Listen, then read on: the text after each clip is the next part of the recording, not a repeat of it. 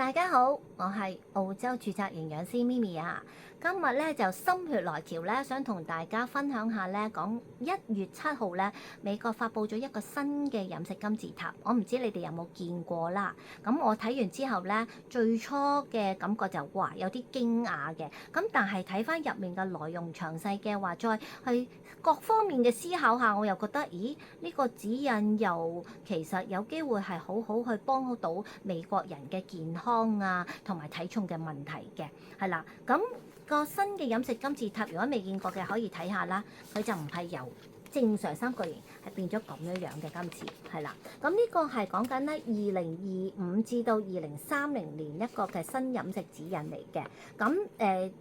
仔細啲去睇嘅話，其實開心嘅就係佢仍然保持咗有5類別嘅食物，唔係因潮流啊或者好多嘅出面嘅講嘅指引就話食蛋白質好，食少啲澱粉質或者唔食澱粉質就好啦咁，而踢走咗五穀類食物嘅。五穀類食物仍然仲存在嘅，係啦。咁所以咧，你都會見到佢仍然都係一個嘅各方面都有嘅飲食嚟嘅。咁但係你會見佢擺重啲，可能就係講緊啲蛋白質食物來源係家禽啊、紅肉啊、魚啊、海鮮、貝殼類海鮮啊、蛋，或者甚至乎係一啲嘅蔬菜水果嘅來源啦。到中間有啲奶品啦，有啲健康嘅牛油果啊，跟住就果仁種子啊，跟住仲有下橛好似細橛啲嘅，但係仍然有嘅就係全穀類嘅食物。咁所以嚟講咧，開心就係佢仍然係包含有5類別嘅食物喺入面嘅。咁但係就可能個安排會有啲唔同。咁但係嘅話嘅唔同都係要按照翻特定嘅需要，每個人嘅需要嘅咁。好啦，咁所以咧，我睇完之後呢個表，我就睇下佢入面嘅講解啦。其實個講解咧話簡單咗嘅。以往咧嗰個嘅飲食指引入面咧係有包括有成百幾頁嘅紙咁樣嘅，話今次得10頁嘅啫。咁我啊覺得，因為有啲嘢都未必有變動，咁所以可能都照用翻以往都得啦，或者甚至乎會去諗下一般市民會唔會走去真係。好似我哋營養師可能會睇啦，百幾頁睇晒佢咧咁，可能即係其實好基本嘅一個指引已經幫到佢哋噶啦。咁所以就話今次得10頁嘅話，咁就重點推介咯，講緊要 follow 邊啲嘅重點啦，咁係啦。咁可能遲啲再去講解翻細節點樣去更加食得健康啦，咁係啦。咁因為其實先開始咗基本嘅，我都覺得能夠開始能夠去 follow 嘅，總喺健康上有一個嘅改善嘅，係啦。OK，咁所以咧我就會睇咗覺得有9點嘅佢寫咗，咁7、8、9咧都係其實咧冇乜新鮮感噶啦，咁但係都係重點嚟嘅。咁冇乜新鮮感點解咧？就係講緊話個 diet 咧唔係 share 嘅。唔係我覺得好，喂你照樣食啦咁。我哋係 A、B、C、D 嘅人就有 A、B、C、D 嘅餐單，會根據翻自己嘅年齡啦、個性別啦、個人嘅健康狀況啦、size 啦、你嘅活動量而去訂立我哋每日個人嘅營養需求同埋需要幾多卡路里等等嘅，係啦。咁所以咧，我哋就係要話緊自己會有我哋自己嘅餐單啦。每個美國人亦都有每個美國人嘅餐單啦。咁但係就希望美國人咧用翻呢個新嘅指引去擺翻一啲恰當嘅食物落翻去個餐單入面啦。咁好啦，咁而第8點咧就係講緊流質嘅飲品。咁流質嘅飲品嚟講嘅咧，其實無論美國又好啦，香港都係啦。咁講緊補充水分好重要，但係盡量係飲清水啦，或者一啲冇卡路里冇加過糖嘅飲品為主。咁呢個係依舊嘅。咁第9點就係酒精，因為酒精始終都係要認同佢個破壞力係好強嘅對健康上，咁所以都要控制酒精嘅攝取，都係講緊男士有佢每日適合嘅酒精建議量，女士亦都有女士嘅適合酒精建議量，都係要 follow 翻㗎啦。好啦，咁7、8、9講完啦，咁而數翻上去嘅話，第6點，咁第6點其實咧都係好簡單一個嘅講解，但係亦都係今次新嗰個嘅美國人嘅飲食指引嘅重點嚟嘅，就係將呢個重點擺翻落去1至5嘅 point 入面嘅，係啦，咁就係講緊咩咧？第6點就係要去控制我美國人每日攝取嘅精製啊加工食品嘅攝取量啦，要控制翻嗰啲添加糖嘅食物嘅攝取量啦，同埋要 check 下啦，嗰啲食物有冇加咗好多一啲非天然嘅添加劑咧？咁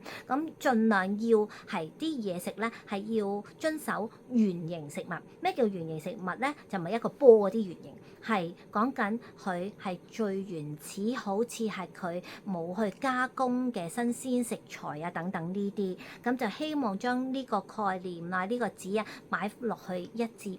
呢啲嘅重點上啦。咁係啦，咁所以就係大大去推舉，就係話希望要食一啲新鮮冇加工嘅食物啦。今次好啦 ，OK， 咁所以咧6、7、8、9 cover 咗啦。咁而家咧我翻去重新第一點開始重點講。咁第一點係好重要嘅，咁亦都咧我睇完之後都有少少憂慮咧，大眾市民會誤會，因為佢講嗰個重點就係咧每餐要去着重蛋白質，係啦，咁。一聽落去就話，一般市民會唔會覺得咁即係話要食多啲蛋白質咧？咁佢冇係咁樣去講法嘅，佢淨係會話每餐都要去睇下啲蛋白質嘅安排啊咁樣樣。咁其實即係話舉例早餐，飲個奶得唔得咯？奶梗係有蛋白質梗係得啦，食隻雞蛋又得唔得啦？雞蛋都係蛋白質來源都 OK，唔係講話唔得啊，呢啲唔夠，或者係成日唔夠好，應該要去攞2塊雞胸嚟食啊，或者鋸塊扒做早餐先得，基本上係冇咁嘅指引嘅。咁但係就係要去根據翻佢現在嘅改動，就係講緊你應該食幾多蛋白質啦每日，而去安排翻喺你每一餐入面。咁而嘅美國人指引就係講到提升到1.2至1.6克嘅蛋白質，以每1公斤理想體重去計嘅，係啦。咁最初聽落去都好似好多，咁但係咧我又會去睇下啲網上嗰啲嘅 video 啦，嗰啲操到筋肉人嗰啲人講，或者一啲嘅醫療嘅專家去講，醫學上嘅專家講話，其實以每磅喎，我聽到嗰次我嚇親，係講每磅應該咧每個人要以2克計。咁我講緊係1公斤，咁而磅轉翻就係變咗2.2磅，咁佢每磅就2克蛋白質，咁1公斤咪即係4.4克蛋白質，咁咪比起而家美國新嘅指引1.2至1.6係多好多，咁所以。當咁樣嘅諗法嘅話，1.2至1.6嘅呢個嘅份量，可能係其實有一橛嘅人士跟咗之後，會喺個健康上同埋體重上有一個大改善嘅喎。係正如好似香港都係，咁我做咗25年啦，以往咁睇見啲病人嚟揾我去調理佢哋啲慢性疾病啊。或者喺體重管理上，有啲計算下佢哋每日嘅蛋白質攝取，因為個澱粉質食得好少，個蛋白質攝取會去到可能講緊每1公斤理想體重係多過2克添，係啦。其實唔係淨係大人，細路仔都可能有咁嘅情況發生。咁所以如果能夠佢哋去接受一個新嘅指引，去吞翻落去1.2至1.6，未必係一件壞事嚟嘅噃。可能都係一個好好嘅一個調整嘅份量嚟個噃，係啊，咁但係呢個指引都係去到30年啫，咁可能30年後又唔同，或者中間亦都有啲唔同嘅建議，或者甚至乎第7點都係講要根據個人，咁係咪真係要去到1.6或者1.2咧？如果你有一啲嘅慢性疾病，可能真係需要到仲要少於1.2咧，咁所以始終呢個建議都係個人化嘅。係啦，咁呢個就喺我覺得佢嘅新建議1.2至1.6呢個嘅份量上，對某啲人嚟講可能係好合適嘅開始嚟嘅，但係對可能某啲人又要去重新思考過，咁所以呢啲就要去睇下個人嘅需要啦。咁但係咧，亦都有專家去憂慮啲乜嘢咧？就係憂慮，哇，會唔會全部人食晒紅肉啊？咁我會去諗，今次都係一個好簡單嘅指引俾一般人去做下，可能遲啲會可能會有翻一個真正嘅指引，我哋啲蛋白質啊，或者美國人嘅蛋白質嘅攝取來源應該着重喺邊方面度啦，咁所以啲拭目以待啦。係啊，咁暫時上一個咁簡單九個 point 嘅重點分享，我又覺得唔應該對某啲嘅美國人嚟講都係一個可行嘅改善健康同體重問題嘅一個建議嚟嘅。OK， 咁第一個 point 講完啦。如果有興趣聽埋其他嗰啲 point，你哋可以 click 入唔同嘅 video 度咧。好，拜拜。